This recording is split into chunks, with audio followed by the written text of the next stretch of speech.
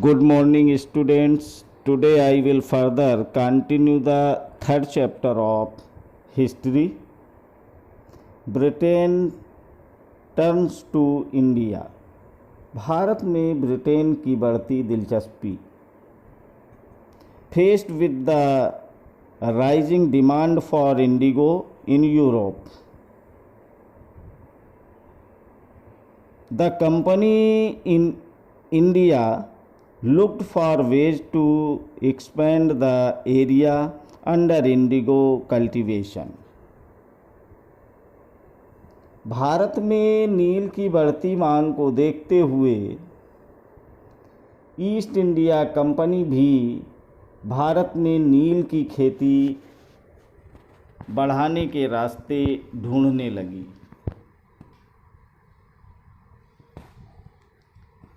From the last decades of the 18th century, indigo cultivation in Bengal expanded rapidly, and Bengal indigo came to dominate the world market. In 1788, only about 30% of the indigo imported into Britain was from India.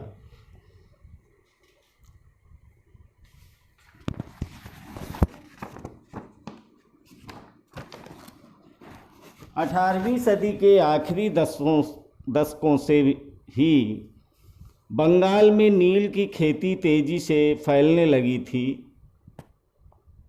Bengal में पैदा होने वाली नील दुनिया के बाजारों पर छा गया था.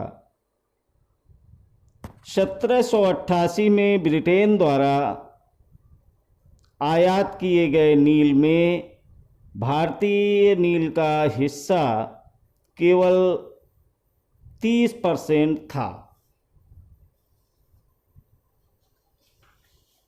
By 1810,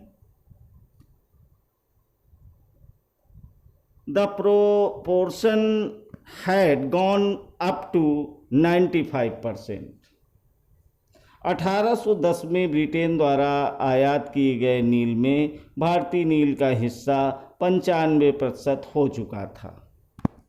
As the indigo trade grew, commercial agents and officials of the company began investing in indigo production.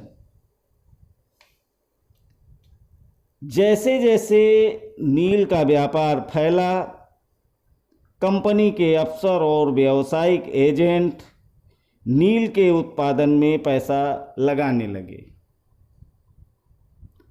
Over the years, many company officials left their jobs to look after their indigo business. समय बीतने के साथ company के बहुत सारे अधिकारियों ने नील के अपने कारोबार पर ध्यान देने के लिए अपनी नौकरियां छोड़ दी.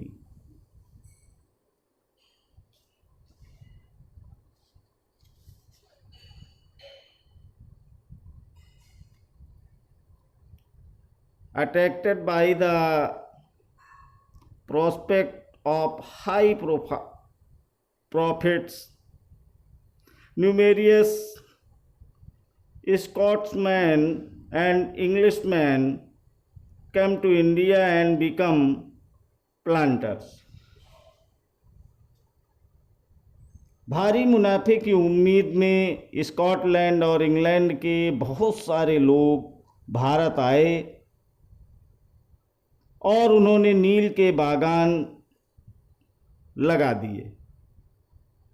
Those who had to money to produce indigo could get loans from the company and the banks that were coming up at the time.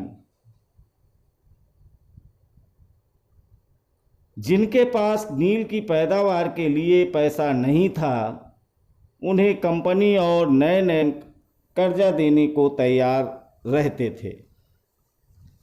How was indigo cultivated? नील की खेती कैसे होती थी? There were two main systems.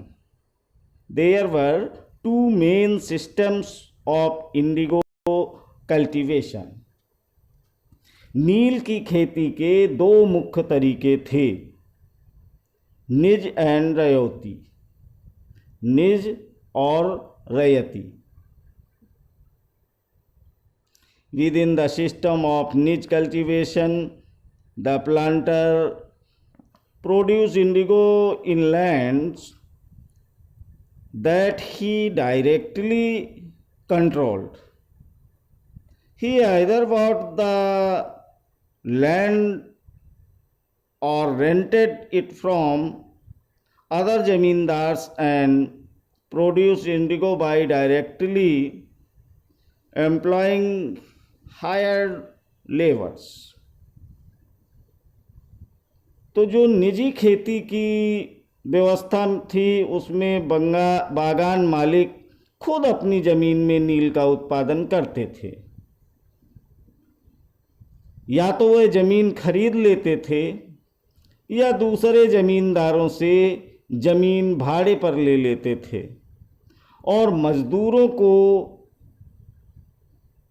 काम पर लगाकर नील की खेती करवाते थे. द प्रॉब्लम्स विथ निज कल्टीवेशन, निज खेती की कुछ समस्याएं थीं.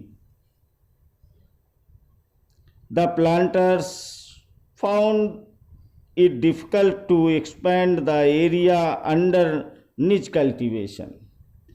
बागान मालिकों को निज खेती का क्षेत्रफल फैलाने में मुश्किल आ रही थी. Indigo could be cultivated only on fertile lands, and these were all already densely populated. नील की खेती केवल उपजाऊ जमीन पर की जा सकती थी. ऐसी जमीनों पर आबादी पहले से ही बहुत ज़्यादा थी. Only small plots scattered over the landscape could be acquired. यहाँ वहाँ छोटे मोटे खेत ही उनके हाथ लग पाते थे.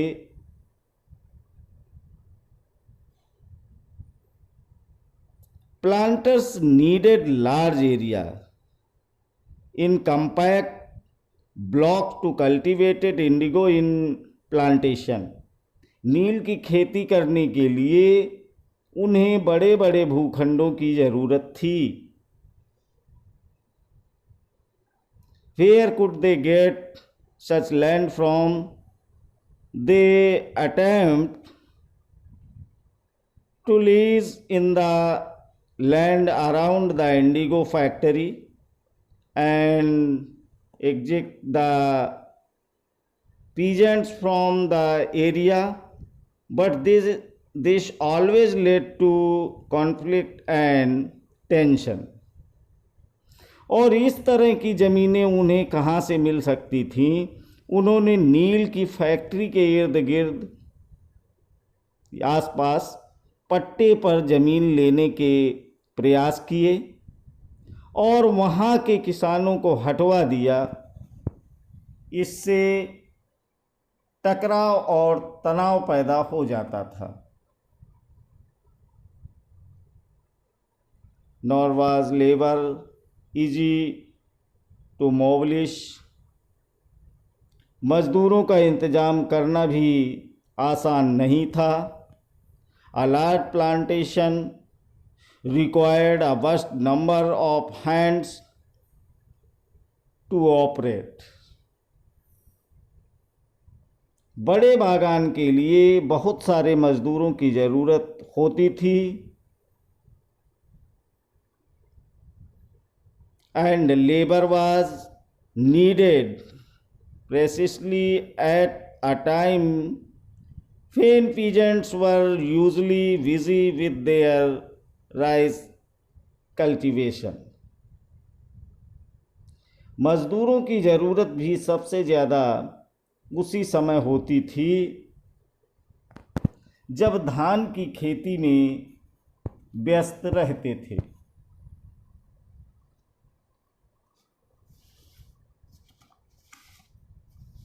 Niche cultivation on a large scale also required many plough and blocks. बड़े पैमाने पर निज खेती के लिए बहुत सारे हल बैलों की भी ज़रूरत थी। 1 bigha of indigo cultivation required 2 plot. 1 bigha नील की खेती के लिए 2 हल चाहिए होते थे। This meant that a planter with 1000 bighas would need 2000 plough. इसका मतलब यह था कि अगर किसी बागान मालिक के पास 1000 बीघा ज़मीन है तो उसे 2000 हलों की ज़रूरत पड़ती थी। Investing on purchase and maintenance of plough was a big problem. हलों को खरीदना और उनका रखरखाव एक बड़ी समस्या थी। Nor could supplies be easily got from the peasants since their plough and blocks were busy on their rice fields again exactly at the time that the indigo planters needed them. किसानों से भी हल नहीं मिल सकते थे। उन्हें अपने लिए ही इन चीज़ों की ज़रूरत होती थी। जिस समय नील उत्पादकों को ज़रूरत होती थी उसी समय किसानों के हल बैल भी चावल के खेतों में व्यस्त रहते थे। Till the late 19th century, planters were therefore reluctant to expand the area under niche cultivation. 19वीं सदी के आखिरी तक बागान मालिक खेती का क्षेत्रफल फैलाने में हिचकिचाते थे। Less than 25% of the land producing indigo was under this system. इस व्यवस्था के तहत नील की पैदावार वाली 25% से भी कम जमीन आती थी। The rest was under an alternative mode of cultivation, the raiyati system. बाकी जमीन रैयती व्यवस्था के अंतर्गत थी। Indigo on the land of raiyat, रैयतों की जमीन पर नील की खेती। Under the raiyati system the planters force the raiyat to sign a contract and agreement and satta. At times they pressurized the village headman to sign the contract on behalf of the rayot. रैयती व्यवस्था के तहत बागान मालिक रैयतों के साथ एक अनुबंध यानी सट्टा करते थे। कई बार वे गांव के मुखियाओं को भी रैयतों की तरफ से समझौता करने के लिए बाध्य कर देते थे, जो अनुबंध पर दस्तखत कर देते थे और नील उगाने के लिए कम ब्याज पर बागान मालिकों से नगद कर्जा मिल जाता था। Those who signed the contract got cash advance from the planters at low rates of interest to produce indigo, but the loan committed the riot to cultivating indigo at least 20% of the area under his holding.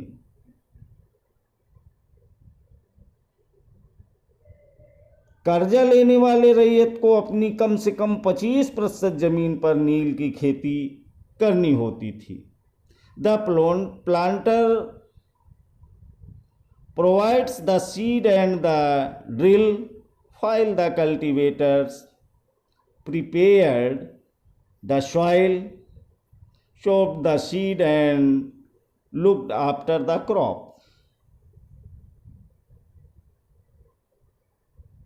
बागान मालिक बीज और उपकरण मुहैया कराते थे, जबकि मिट्टी को तैयार करने, बीज बोने और फसल की देखभाल करने का जिम्मा काश्तकारों के ऊपर रहता था। When the crop was delivered to the planter after the harvest, a new loan was given to the riot and the cycle started all over again. जब कटाई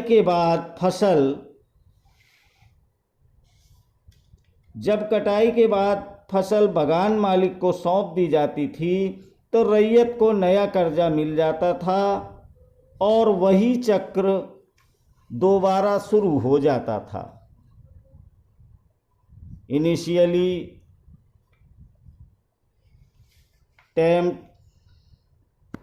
tempted by the loan, soon realized how harsh the system was. The price they got for the indigo they produced was very low and the cycle of loans never ended. जो किसान पहले इन कर्जों से बहुत आकर्षित थे, उन्हें ही जल्दी समझ में आ गया कि ये व्यवस्था कितनी कठोर है। उन्हें जो नील की कीमत मिलती थी वह बहुत कम थी और कर्जों का सिलसिला कभी खत्म ही नहीं होता था। There were other problems too. समस्याएं और भी थी। The planters usually insisted that indigo be cultivated on the best soils in his peasants preferred to cultivate rice. समस्याएं और भी थी। बागान मालिक चाहते थे कि किसान अपने सबसे बढ़िया खेतों में ही नील की खेती करें,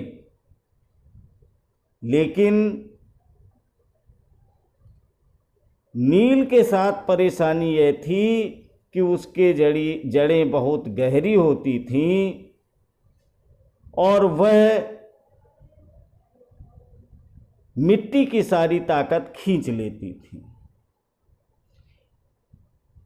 Indigo moreover had deep roots and it exhausted the soil rapidly.